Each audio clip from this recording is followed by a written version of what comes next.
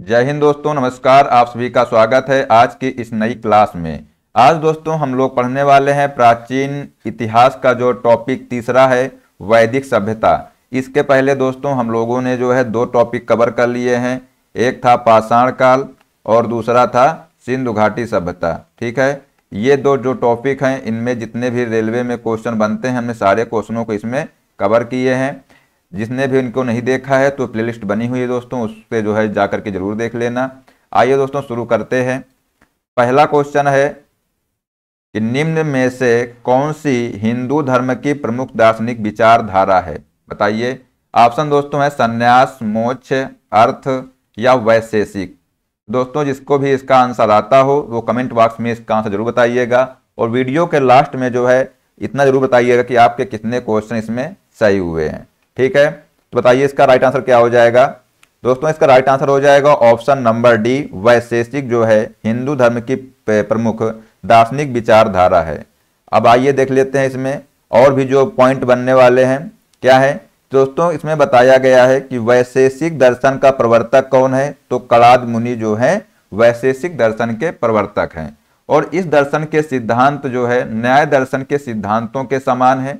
तो अगर आपसे क्वेश्चन इसमें पूछ सकता है कि बताइए कि जो वैशेषिक दर्शन है, वैशेषिक दर्शन के जो सिद्धांत हैं वो किस दर्शन के सिद्धांत के समान है, तो आप लोग आंसर बता सकते हैं यहाँ पर न्याय दर्शन के सिद्धांत के समान है। ठीक है, इसके बाद अगर आपसे पूछा जाए कि बताइए वैशेषिक दर्शन के प्रवर्तक कौन है, तो आप लोग आंसर बताएंगे कणाद मुनि जो है वैशेषिक दर्शन के प्रवर्तक हैं। इसके बाद दोस्तों वैशेषिक दर्शन का मुख्य उद्देश्य बाह्य जगत की व्यापक समीक्षा करना है। क्या है जो इसका उद्देश्य है दोस्तों?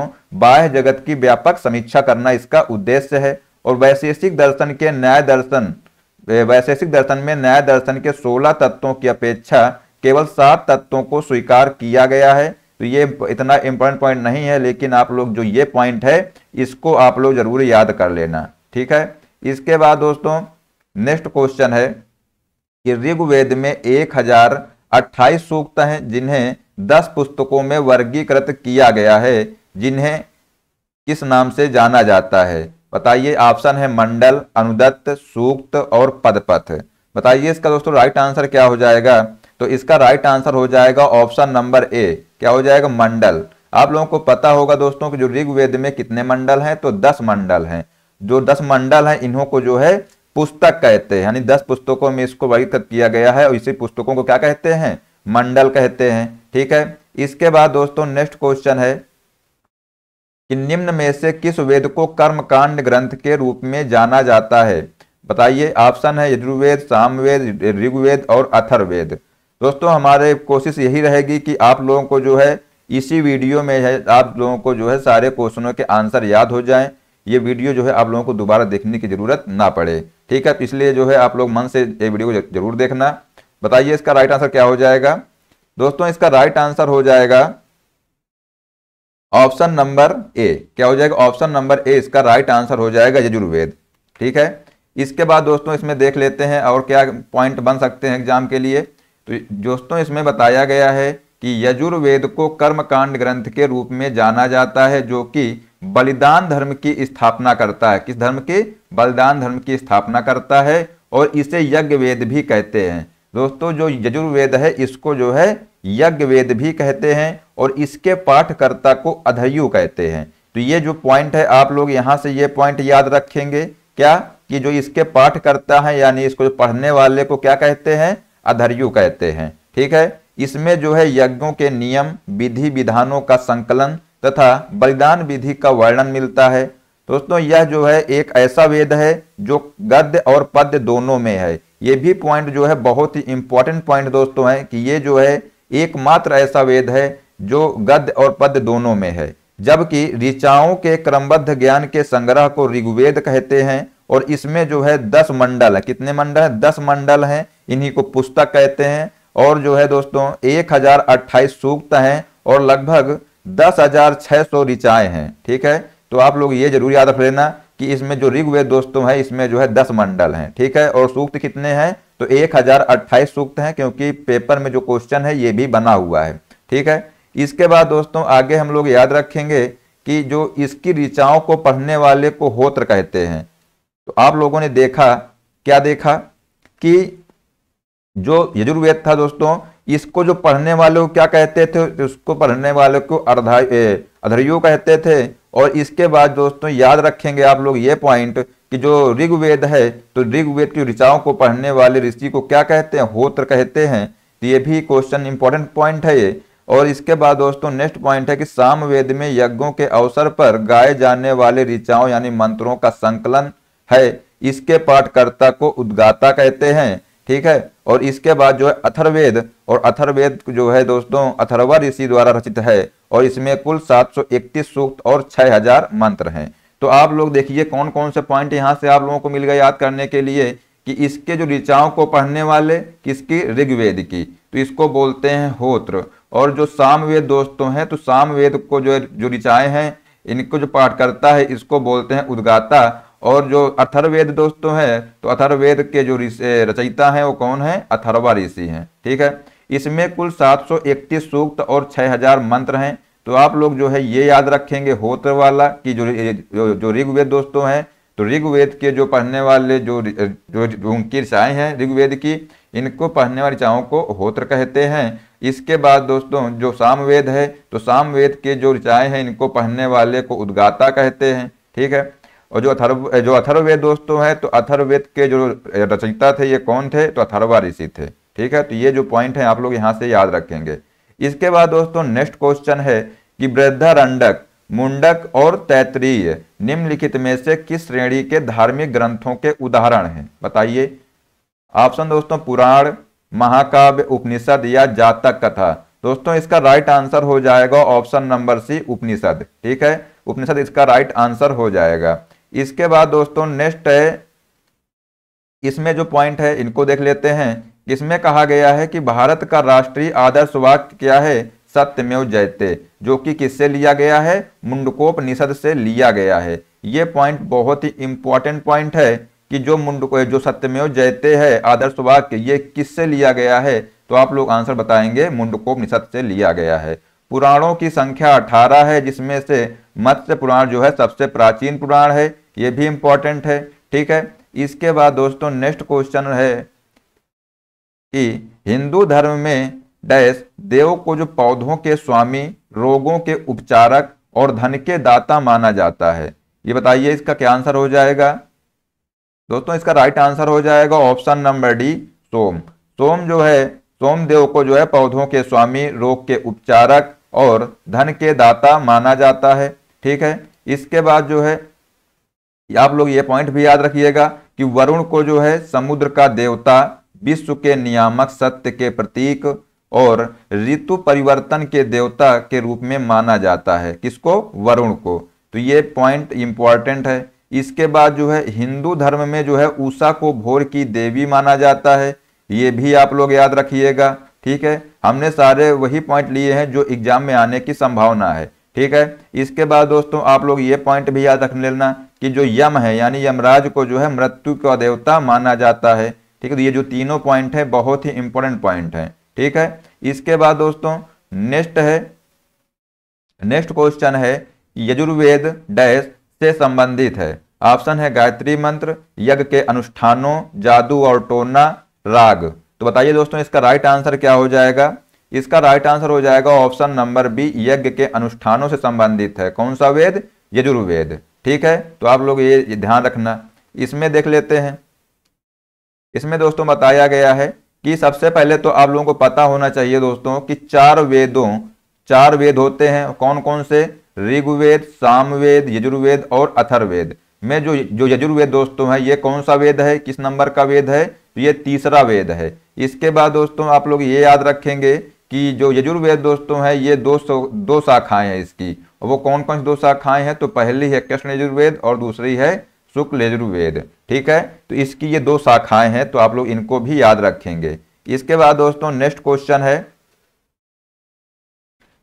इसमें पूछा गया है क्वेश्चन नंबर 7। इसमें पूछा गया है कि यजुर्वेद कितनी शाखाएं हैं। आप लोगों ने अभी देखा कि जो दोस्तों यजुर्वेद है इसकी कितनी शाखाएं हैं, तो इसकी दोस्तों 2 शाखाएं हैं। कौन कौन सी, तो शुक्ल यजुर्वेद और दूसरी है कृष्ण यजुर्वेद। ठीक है, तो इसकी 2 शाखाएं हैं, तो आप लोग ये ध्यान रख लेना। आइए देख लेते हैं दोस्तों, यजुर्वेद की 2 शाखाएं हैं, कौन कौन सी हैं? शुक्ल यजुर्वेद और कृष्ण यजुर्वेद। यजुर्वेद की 85 शाखाओं की चर्चा मिलती है, किंतु आज उनमें से केवल ये 4 ही उपलब्ध हैं। कितने उपलब्ध हैं? 4 ही उपलब्ध हैं। वो 4 कौन कौन सी हैं? तो कठ और कपिस्थल। कौन कौन सी? कठ और कपिस्थल। शुक्ल यजुर्वेद की 2 शाखाएं हैं, तथा कृष्ण यजुर्वेद की शाखाएं कौन कौन सी हैं? तो कंड और मानदिनी। कौन सी? माध्य निंदिनी। तो आप लोग ये याद रख लेना कि जो शुक्ल यजुर्वेद की 2 शाखाएं हैं कठ और कपिस्थल, और जो कृष्ण जो यजुर्वेद की 2 शाखाएं हैं वो कौन कौन सी है? तो कंड और मानदिनी। ठीक है, तो आप लोग ये ध्यान रख लेना। इसके बाद दोस्तों नेक्स्ट क्वेश्चन है कि वैदिक ग्रंथों के अनुसार संहित्री का कार्य क्या है? बताइए। ऑप्शन दोस्तों दिया है कोषाध्यक्ष यानी खजांची, सारथी, कर संग्राहक या चारण। दोस्तों इसका राइट आंसर हो जाएगा ऑप्शन नंबर ए, कोषाध्यक्ष, इसका राइट आंसर हो जाएगा। ठीक है, आइए इसमें देख लेते हैं इससे क्या पॉइंट बन सकते हैं एग्जाम में। कि प्रमुख वैदिक ग्रंथों में 4 वेद हैं, आप लोगों ने पढ़ा है इसका, कि पहला है ऋग्वेद, सामवेद, यजुर्वेद और अथर्ववेद।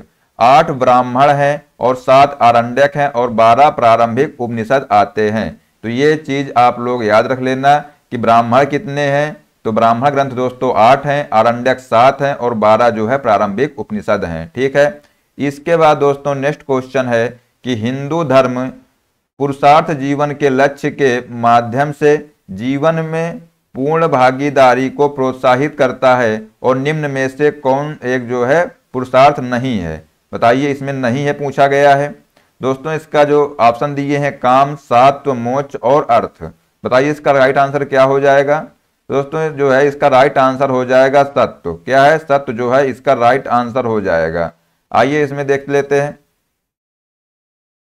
प्राचीन काल में जो है मनुष्य के उद्देश्य पूर्ण जीवन को व्यतीत करने हेतु आश्रम व्यवस्था का निर्धारण किया गया था। निर्धारित आश्रम व्यवस्था की सफलता जो है पुरुषार्थ पर ही निर्भर थी। ठीक है, इसके बाद दोस्तों यहाँ पे कहा गया है कि ये पुरुषार्थ है धर्म, अर्थ, काम और मोक्ष।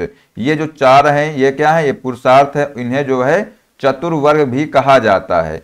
पुरुषार्थ के अंतर्गत जो है मनुष्य भौतिक सुखों का उपभोग करके जो है करते हुए जो है धर्म का भी समान रूप से अनुसरण करके मोक्ष का अधिकारी होता है। तो इसलिए जो है आप लोग ये जो 4 पॉइंट है इनको जरूर याद रख लेना कि धर्म, अर्थ, काम और मोक्ष जो है पुरुषार्थ के जो यही चतुर्वर्ग हैं। ठीक है, इसके बाद दोस्तों नेक्स्ट क्वेश्चन है कि निम्नलिखित में से कौन सा ग्रंथ वैदिक साहित्य का हिस्सा नहीं है? ऑप्शन है ब्राह्मण, आरण्यक, पिटक और उपनिषद। तो दोस्तों इसका राइट आंसर हो जाएगा ऑप्शन नंबर सी, पिटक जो है ये जो है वैदिक साहित्य का हिस्सा नहीं है।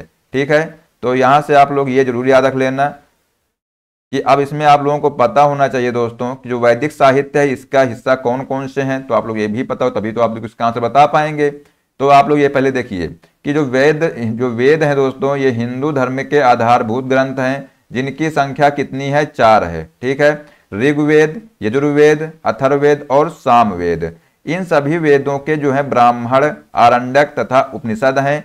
चारों वैदिक संहिताएं तथा इनके ब्राह्मण, आरण्यक तथा उपनिषद मिलकर के जो है वैदिक साहित्य कहलाते हैं। जबकि जो पिटक है दोस्तों ये पिटक बौद्ध धर्म की जो प्रमुख पुस्तक है। क्या है? जो पिटक है दोस्तों ये क्या है? ये जो है बौद्ध धर्म की प्रमुख पुस्तक है। बौद्ध धर्म में जो है पिटकों के जब वेदों हिंदू धर्म में के समान ही महत्व है। पिटक ये कितने प्रकार के होते हैं? तो 3 प्रकार के होते हैं।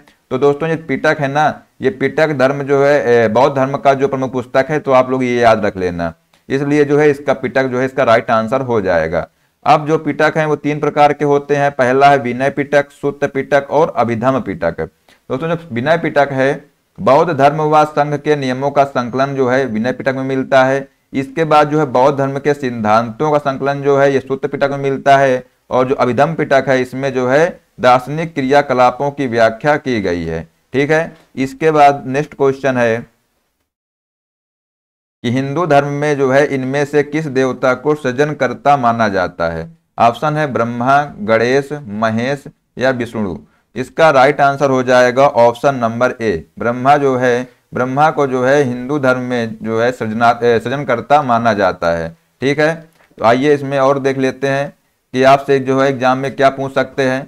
अब इसमें जो है पूछा गया था कि हिंदू धर्म में जो है सृजनकर्ता को किसको माना जाता है, तो आप लोगों ने बताया कि जो है ब्रह्मा को। लेकिन अब आपसे पूछ सकता है कि भगवान विष्णु को जो है किस रूप में जाना जाता है, तो सृष्टि के संचालनकर्ता कौन है, भगवान विष्णु है। अगर आपसे पूछा जाए कि सृष्टि के विनाशक हैं वो कौन है, तो आप लोग बताएंगे भगवान शिव हैं। ठीक है, तो ये दोनों पॉइंट भी आप लोग याद रख लेना।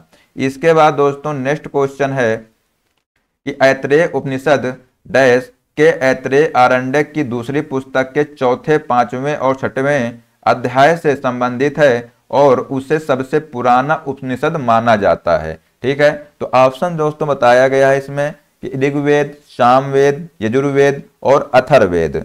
दोस्तों इसका राइट आंसर हो जाएगा ऑप्शन नंबर ए, ऋग्वेद जो है इसका सही आंसर हो जाएगा। ठीक है, इसके बाद इसमें देख लेते हैं कि आप लोग जो है पढ़ते आ रहे हैं शुरू से कि ऋग्वेद दोस्तों है, ऋग्वेद में 10 मंडल हैं, 1028 सूक्त हैं और लगभग 10,600 ऋचाएं हैं। ठीक है, इस वेद के ऋचाओं को पढ़ने वाले जो ऋषि हैं इनको होत्र कहते हैं और इस वेद से आर्यों के राजनीतिक प्रणाली एवं इतिहास के बारे में जानकारी मिलती है। ठीक है, तो किसके बारे में जानकारी मिलती है इसमें, आर्यों के राजनीतिक प्रणाली और इतिहास के बारे में इसमें जानकारी मिलती है। इसके बाद दोस्तों नेक्स्ट क्वेश्चन है कि ऋग्वेद 4 वेदों में से पवित्रम वेद है, जिसमें से 10,600 ऋचाओं के एवं सूक्त कितने हैं ये पूछा गया है और 10 अध्याय जिन्हें मंडल कहा जाता है शामिल हैं। तो बताइए इसमें जो डैश है यहाँ पर क्या भरा जाएगा। ऑप्शन है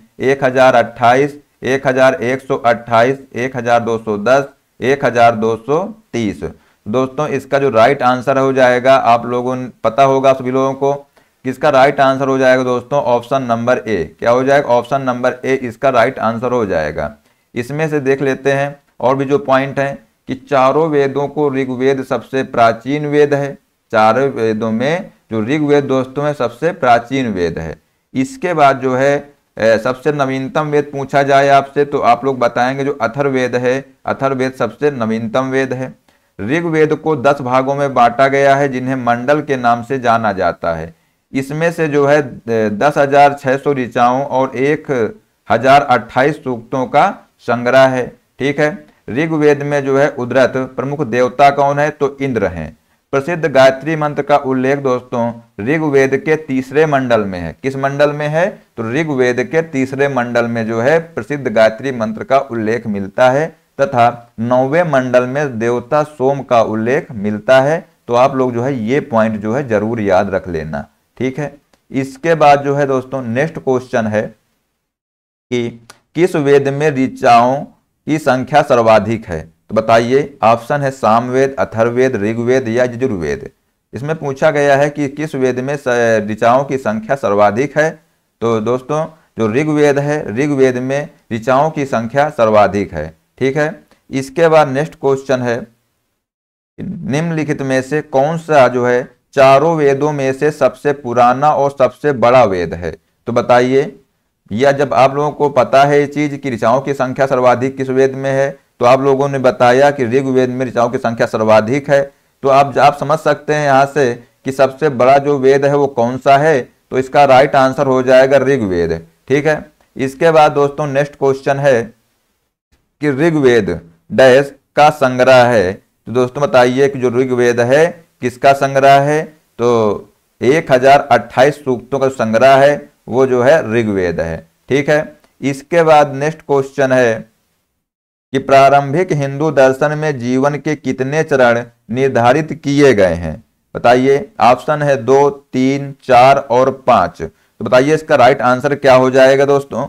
इसका राइट आंसर हो जाएगा ऑप्शन नंबर सी 4। कितने, 4 इसका राइट आंसर हो जाएगा। ठीक है, आइए इसमें देख लेते हैं कि कौन कौन से जो है ये चरण है हिंदू दर्शन के। तो पहला है ब्रह्मचर्य। ब्रह्मचर्य जो जीवन होता है दोस्तों ये 0 से 25 वर्ष का होता है। इसके बाद गृहस्थ ये 25 से 50 वर्ष और जो वानप्रस्थ है ये 50 से 75 वर्ष और इसके बाद जो संन्यास जीवन है वो 75 से 100 वर्ष का होता है। तो जो हिंदू दर्शन में जीवन के 4 चरण होते हैं, ठीक है, तो ये आप लोग ध्यान रखिएगा, ठीक है। इसके बाद दोस्तों नेक्स्ट क्वेश्चन है कि चारों वेदों में से किस वेद को यज्ञ सूत्रों के वेद के रूप में जाना जाता है, जिनमें समान उद्देश्यों के लिए इच्छित छंदों के साथ साथ विभिन्न संस्कारों के लिए अपनाए जाने वाले गद्य सूत्र भी शामिल हैं। बताइए इसका राइट आंसर क्या हो जाएगा। ऑप्शन है सामवेद, अथर्ववेद, यजुर्वेद और ऋग्वेद। तो दोस्तों इसका राइट आंसर हो जाएगा ऑप्शन नंबर सी, यजुर्वेद, ठीक है। तो आइए इसके बाद नेक्स्ट क्वेश्चन है, उपनिषद शब्द में उप शब्द क्या दर्शाता है। बताइए इसका राइट आंसर क्या होगा कि उपनिषद शब्द में जो उप शब्द है ये क्या दर्शाता है, ये आपसे पूछा गया है। तो इसका राइट आंसर हो जाएगा ऑप्शन नंबर बी। दोस्तों जो उप शब्द है इसका अर्थ होता है निकटता। क्या होता है, निकटता, इसका राइट आंसर हो जाएगा।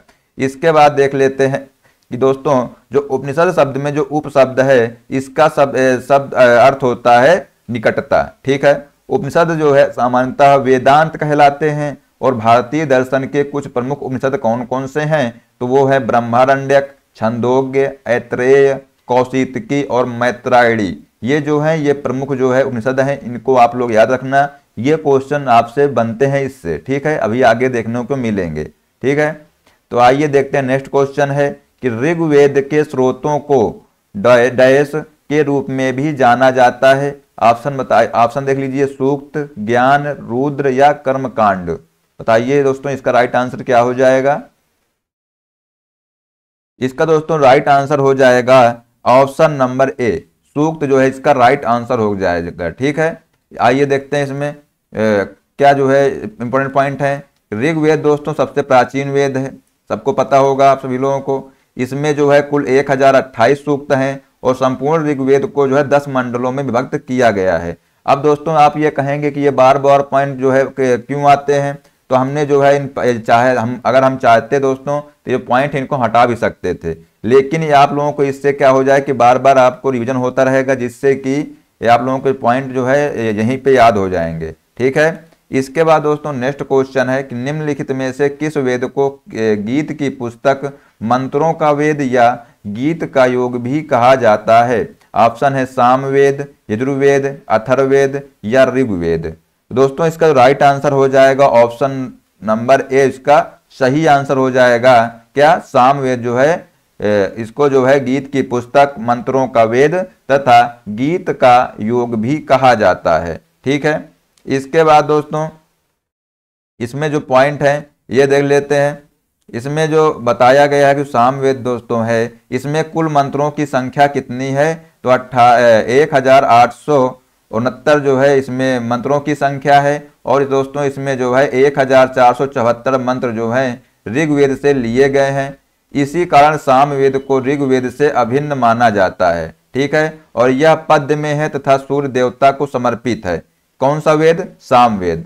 तो आप लोग याद रखेंगे कि सामवेद किसको समर्पित है दोस्तों है, तो ये लोग आप लोग याद रखेंगे सूर्य देवता को समर्पित है, ठीक है। इसके बाद जो है नेक्स्ट क्वेश्चन है, इसमें जो है पूछा गया है दोस्तों कि सबसे पुराना वेद कौन सा है। बताइए कि सबसे पुराना वेद कौन सा है, तो ऑप्शन है सामवेद, यजुर्वेद, अथर्ववेद और ऋग्वेद। तो इसका राइट आंसर हो जाएगा ऑप्शन नंबर डी, ऋग्वेद जो है सबसे पुराना वेद है, ठीक है।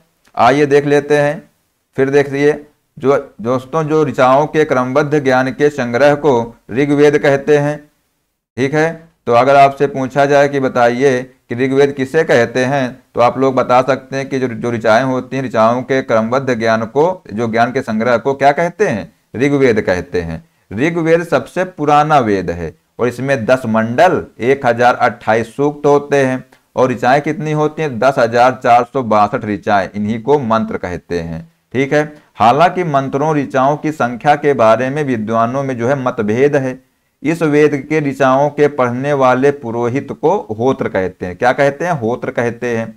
विश्वामित्र द्वारा जो रचित ऋग्वेद के 3रे मंडल में सूर्य देवता सावित्री को जो है समर्पित प्रसिद्ध गायत्री मंत्र जो है किसमें है, ऋग्वेद में है। तो ये जो क्वेश्चन जो पॉइंट है ये आप लोग याद रखना कि आपसे पूछा जाएगा कि जो गायत्री मंत्र है वो किस मंडल में है, तो ये जो है तीसरे मंडल में है। ठीक है, इसके बाद जो ये पॉइंट है ये भी इंपॉर्टेंट पॉइंट है। इसमें पूछा गया है कि 9वें मंडल में जो है देवता सोम का उल्लेख मिलता है, किसमें? 9वें मंडल में। तो एक जो तीसरा मंडल है ये आप लोगों के लिए इंपॉर्टेंट है, और जो 9वां मंडल है ये भी इंपॉर्टेंट है। तीसरे मंडल में जो गायत्री मंत्र यानी सूर्य देवता को समर्पित जो है गायत्री मंत्र का उल्लेख मिलता है, और जो 9वां मंडल दोस्तों है इसमें जो है सोम का उल्लेख मिलता है। ठीक है, इसके बाद जो है नेक्स्ट क्वेश्चन है कि ऋग्वेद में ऐसे कितने मंत्र हैं जिनमें अप्रमाणित वलख्य जो भजन शामिल हैं? बताइए, वलखिल्य भजन शामिल हैं, इसमें ऐसे कितने मंत्र हैं? दोस्तों इसका राइट आंसर हो जाएगा ऑप्शन नंबर बी। क्या हो जाएगा? ऑप्शन नंबर बी इसका राइट आंसर हो जाएगा, 1028। ठीक है, तो आइए फिर इसके बाद जो है अगला क्वेश्चन है कि ऋग्वेद में जो है कितने मंत्र हैं? फिर से वही क्वेश्चन आ गया। बताइए कि ऋग्वेद में कितने मंत्र हैं? तो आप लोग बताएंगे इसका आंसर क्या? ऑप्शन नंबर बी, 1028 मंत्र हैं। ठीक है, इसके बाद दोस्तों नेक्स्ट क्वेश्चन है कि वेदों का इनमें से कौन सा अंग जटिल शब्दों के अर्थ एवं व्याख्या के लिए प्रसिद्ध है? ऑप्शन है कल्प, छंद, व्याकरण और निरुक्त। दोस्तों आप लोगों को लगता होगा कि क्वेश्चन बहुत कठिन है, लेकिन देखिए ये क्वेश्चन ऐसे ही पूछे गए हैं। ये जो क्वेश्चन दोस्तों है आरआरबी एनटीपीसी 23/2/2021 शिफ्ट फर्स्ट में जो है पूछा गया क्वेश्चन है। बताइए इसका राइट आंसर क्या हो जाएगा? इसका राइट आंसर दोस्तों हो जाएगा ऑप्शन नंबर डी, निरुक्त जो है इसका राइट आंसर हो जाएगा। ठीक है, इसके बाद इसमें देख लेते हैं कि वेदों के अंग को वेदांग कहते हैं। वेदांग किसे कहते हैं? तो जो वेदों के अंग होते हैं दोस्तों इन्हीं को जो है वेदांग कहते हैं। वेदांगों की संख्या 6 है। कितनी है? 6 है। पहला है शिक्षा, व्याकरण, निरुक्त, छंद, ज्योतिष और कल्प। ये जो 6 वेदांग हैं तो आप लोग इनको याद रख लेना। ठीक है, इसमें जो है वेदों का अंग निरुक्त जो है जटिल शब्दों के अर्थ एवं व्याख्या के लिए प्रसिद्ध है। जो कठिन शब्द व्याकरण की पहुंच से बाहर थे उनके अर्थ जानने के लिए ही निरुक्त की रचना की गई है। और निरुक्त के जो रचयिता हैं ये कौन दोस्तों हैं? तो ये जो है यास्क हैं। यास्क मुनि ने निरुक्त को व्याकरण का पूरक माना है। तो आप लोग ये पॉइंट यहाँ से याद रखेंगे, जो निरुक्त है दोस्तों, निरुक्त के जो रचयिता हैं ये कौन है? तो यास्क हैं। और इनके जो वेदांगों की संख्या कितनी है? तो 6 है। ये जो है 2 पॉइंट यहाँ से याद रखेंगे। ठीक है, इसके बाद दोस्तों नेक्स्ट क्वेश्चन है।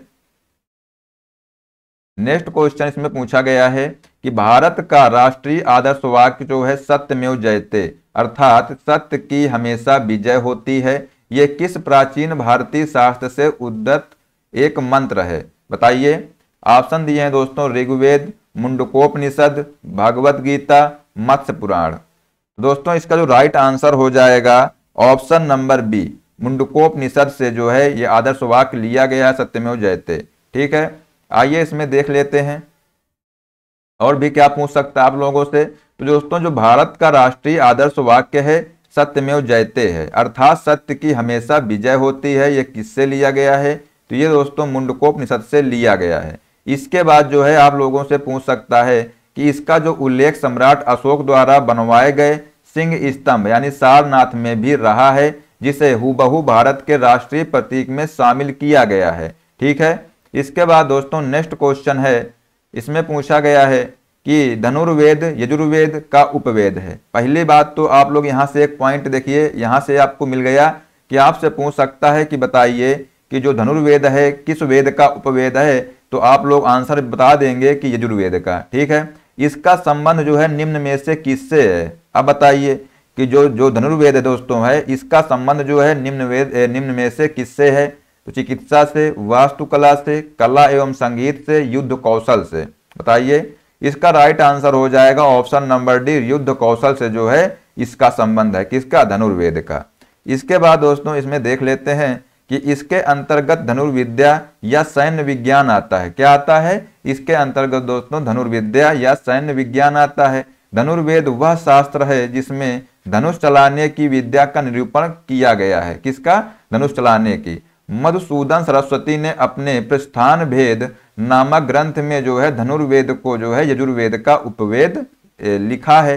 तो आप लोग ये जरूर याद रख लेना कि जो धनुर्वेद दोस्तों है ये जो है ये यजुर्वेद का उपवेद है। ठीक है, इसके बाद दोस्तों नेक्स्ट क्वेश्चन है कि निम्न में से किस वेद में संगीत से संबंधित ज्ञान संग्रहित है। तो बताइए कि निम्नलिखित में से किस वेद में संगीत से संबंधित ज्ञान संग्रहित है। ऑप्शन है ऋग्वेद, अथर्ववेद, सामवेद और यजुर्वेद। दोस्तों बताइए इसका राइट आंसर क्या हो जाएगा। ऑप्शन नंबर सी, सामवेद जो है इसका राइट आंसर हो जाएगा। जो है इसमें जो है संगीत से संबंधित है। कौन सा वेद? सामवेद। ठीक है, इसके बाद इसमें देख लेते हैं कि साम का जो अर्थ होता है गान होता है, और सामवेद में संकलित मंत्रों को देवताओं की स्तुति के नाम से गाया जाता था।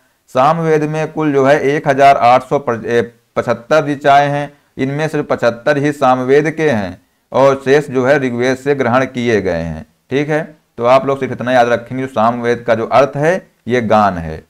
नेक्स्ट क्वेश्चन दोस्तों है कि वेदों को इंडो आर्यन सभ्यता का सर्वप्रथम साहित्यिक अभिलेख माना जाता है। इसमें से शामिल 4 वेदों के नाम ऋग्वेद, सामवेद,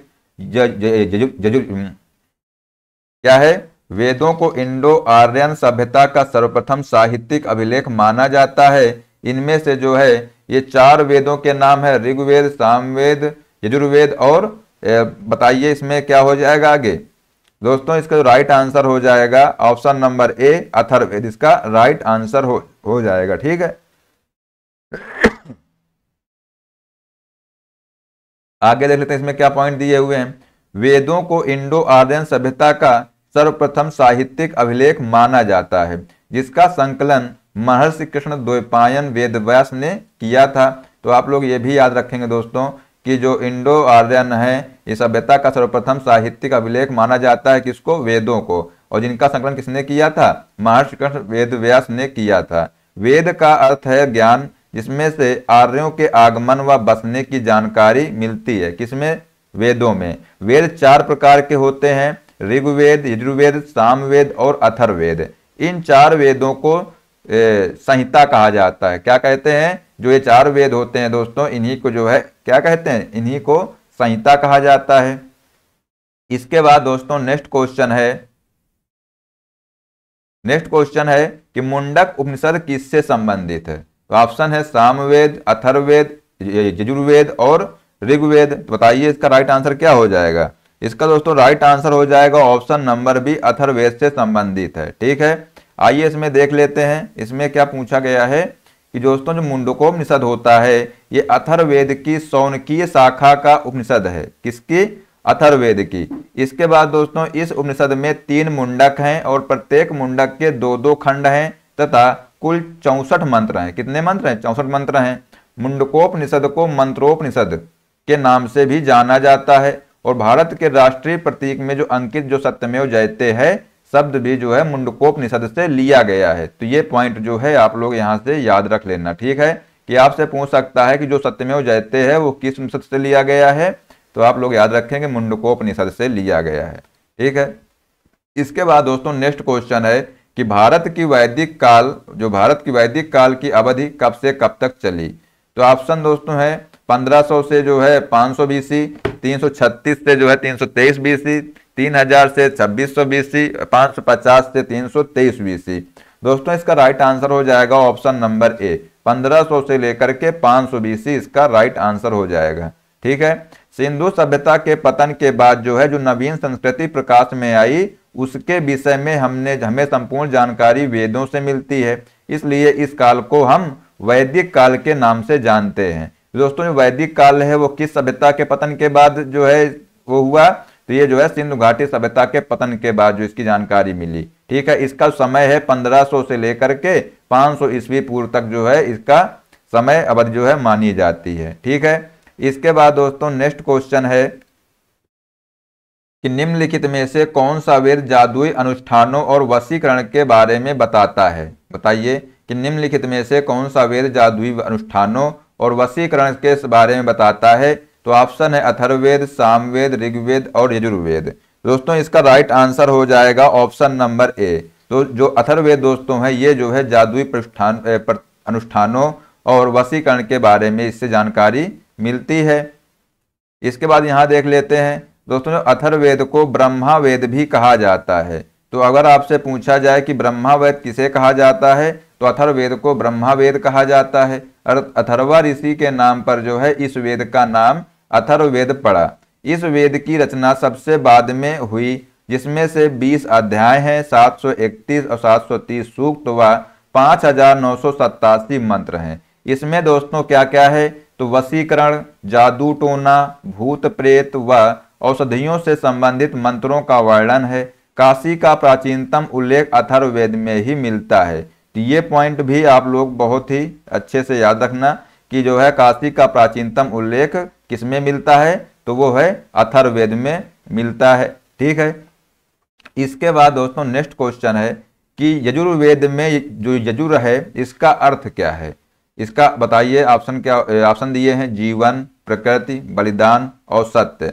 दोस्तों इसका राइट आंसर हो जाएगा ऑप्शन नंबर सी, क्या है, बलिदान इसका राइट आंसर हो जाएगा।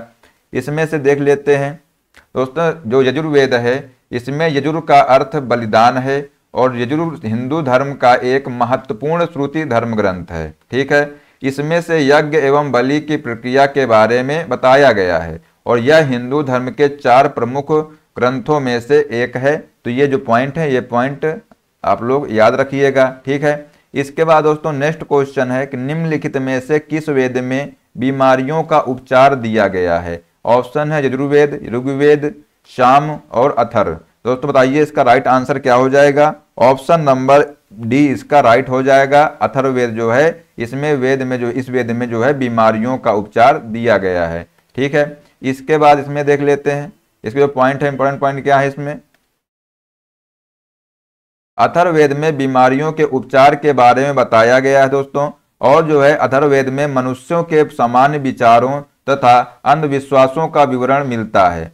इसमें जो है विविध विषयों से संबंधित मंत्र तथा रोग निवारण, समन्वय, राज भक्ति, विवाह तथा प्रणय गीतों आदि के विवरण सुरक्षित हैं। और यह जो है अथर्वा ऋषि द्वारा इसके जो है अथर्वा ऋषि द्वारा इसको रचित किया गया है। ठीक है। इसके बाद दोस्तों नेक्स्ट क्वेश्चन है कि सबसे पुराना उपनिषद क्या है। बताइए कि सबसे पुराना उपनिषद क्या है। ऑप्शन है ईसा उपनिषद, मंडोपनिषद, केना उपनिषद या छंदोक उपनिषद। बताइए इसका राइट आंसर क्या हो जाएगा। दोस्तों इसका राइट आंसर हो जाएगा ऑप्शन नंबर डी, छंदोग्य उपनिषद जो है इसका राइट आंसर हो जाएगा। ठीक है। और इसके बाद नेक्स्ट क्वेश्चन है, इसमें पूछा गया है कि प्रारंभिक भारतीय दार्शनिक के अनुसार प्रत्येक वस्तु डैश मूल तत्वों से बनी है। ऑप्शन है 2, 4, 3 और 5। बताइए दोस्तों इसका राइट आंसर हो जाएगा ऑप्शन नंबर कौन सा, ऑप्शन नंबर डी इसका राइट आंसर हो जाएगा। ठीक है। इसके बाद इसमें देख लेते हैं कि जो पंचभूत यानी पंच तत्व या पंच महाभूत भारतीय दर्शन में सभी पदार्थों के मूल माने गए हैं। आकाश, वायु, अग्नि, जल, पृथ्वी, ये 5 महाभूत माने गए हैं, जिनमें से सृष्टि का प्रत्येक पदार्थ बना है। ठीक है। तो इन्हीं से जो है मिलकर के जो सृष्टि का प्रत्येक पदार्थ बना हुआ है, किससे, आकाश, वायु, अग्नि, जल और पृथ्वी। इनसे दोस्तों बने पदार्थ जड़ होते हैं और सजीव बनने के लिए इनको आत्मा चाहिए। आत्मा को वैदिक साहित्य में पुरुष कहा जाता है और सांख्य दर्शन में प्रकृति इन्हीं पंचभूतों से बना माना गया है। तो ये जो आप लोग ये पॉइंट याद रखेंगे कि आत्मा को जो है वैदिक साहित्य में क्या माना गया है, पुरुष माना गया है। ठीक है। इसके बाद दोस्तों नेक्स्ट क्वेश्चन है कि कठोपनिषद में नचिकेता नामक एक किशोर और देवता के बीच हुए बातचीत दर्ज हैं और निम्नलिखित में से कौन सा देवता नचिकेता से बात कर रहा है। बताइए इसका ऑप्शन जो है भगवान यम, भगवान शिव, भगवान इंद्र या भगवान कार्तिकेय। दोस्तों इसका राइट आंसर हो जाएगा ऑप्शन नंबर ए जो है इसका राइट आंसर हो जाएगा। भगवान यम जो है ये नचिकेता नामक एक किशोर और जो है यम के बीच जो है बातचीत दर्ज है। ठीक है। इसके बाद जो है दोस्तों इसमें और भी एक यह पॉइंट है कि यह जो है कृष्ण यजुर्वेद शाखा का उपनिषद है और इस उपनिषद के जो रचयिता हैं ये कौन है, कठ नामक आचार्य हैं। ठीक है। तो ये भी पॉइंट आप लोग यहाँ से याद रख लेना। इसके बाद दोस्तों नेक्स्ट क्वेश्चन है कि निम्नलिखित में से किस उपनिषद में वसुधैव कुटुंबकम शब्द का उल्लेख किया गया है। ऑप्शन है महाउपनिषद, छंदोग्य उपनिषद, ब्रह्मारण्यक उपनिषद या केनोपनिषद। बताइए इसका राइट आंसर दोस्तों क्या हो जाएगा। ऑप्शन नंबर ए इसका राइट आंसर हो जाएगा महाउपनिषद। ठीक है, तो इसके बाद जो है इसमें जो है क्या पॉइंट है दोस्तों, जो महाउपनिषद है इसमें वसुधैव कुटुंबकम शब्द का उल्लेख किया गया है और इसका अर्थ क्या है, धरती यानी संसार ही परिवार होता है। इसका अर्थ है वसुधैव कुटुंबकम क्या अर्थ होता है, तो धरती यानी जो संसार है यही परिवार होता है। ठीक है, इसके बाद दोस्तों नेक्स्ट क्वेश्चन है कि डैश उपनिषदों में से डैश उपनिषद मुख्य माने जाते हैं। बताइए इसका दोस्तों ऑप्शन है 108 11, 116 22, 112 या 99 10। दोस्तों इसका राइट आंसर हो जाएगा ऑप्शन नंबर ए, इसका राइट आंसर हो जाएगा 108 उपनिषदों में से 11 जो उपनिषद हैं ये मुख्य माने जाते हैं। ठीक है, इसके बाद आइए इसमें देख लेते हैं दोस्तों, जो उपनिषद हैं ये उपनिषद ही समस्त भारतीय दर्शन के मूल स्रोत हैं। इन्हें वेदांत भी कहा जाता है। क्या कहते हैं इनको, जो है दोस्तों वेदांत भी कहा जाता है। सत्यमेव जयते भारत का राष्ट्रीय आदर्श वाक्य है जो मुंडकोपनिषद से लिया गया है। भारतीय इतिहास में मुक्तिका उपनिषद में 108 उपनिषदों का उल्लेख मिलता है, लेकिन 11 उपनिषद जो है प्रमाणिक है, जिनमें से ब्रह्मारण्यक उपनिषद सबसे बड़ा मंडूकोपनिषद और सबसे छोटा जो है कौन सा है, तो सबसे छोटा जो है मंडूकोपनिषद है और इसके बाद जो है सबसे पुराना जो है छंदोग्य उपनिषद है। तो आप लोग जो है ये जरूर याद रख लेना दोस्तों, अगर आपसे पूछा जाए कि बताइए सबसे बड़ा उपनिषद कौन सा है तो वो हो जाएगा ब्रह्मारण्यक, और सबसे छोटा कौन सा है तो मंडूकोपनिषद हो जाएगा, इसमें जो है 12 श्लोक हैं। और जो दोस्तों सबसे पुराना जो है ये है छांदोग्य उपनिषद। तो दोस्तों ये तीनों पॉइंट जो है ये बहुत ही महत्वपूर्ण पॉइंट है, तो इनको भी आप लोग याद रख लेना।